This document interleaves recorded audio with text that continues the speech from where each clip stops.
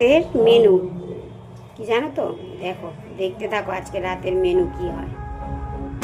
তা প্রথমে কড়াইতে তেল দিয়ে নিলাম। তেল গরম হয়ে গেছে, শুকনো লঙ্কা, তেজপাতা, জিরে, সাদা জিরে ফোড়ন দিলাম।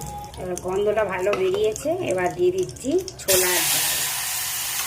এর মেনু হবে ছোলার ডাল আর পরোটা। আজকে দুপুরে অনেক কিছু রান্না হয়েছে, তাই রাত্রে হালকা কিছু রান্না করছি, ছোলার ডাল আর পরোটা।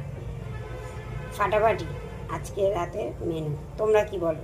কমেন্ট করে জানাবে অবশ্যই। ডালে হিং দিতে মনে ছিল না, তাই আবার একটু হিংটা গরম করে নিচ্ছি, এবার দিয়ে দেবো। আমার মতো এরকম তোমাদের কার কার এরকম মনে থাকে না, ভুলে যাও, এরকমভাবে করে নাও, তা অবশ্যই কিন্তু কমেন্ট করে জানাবে।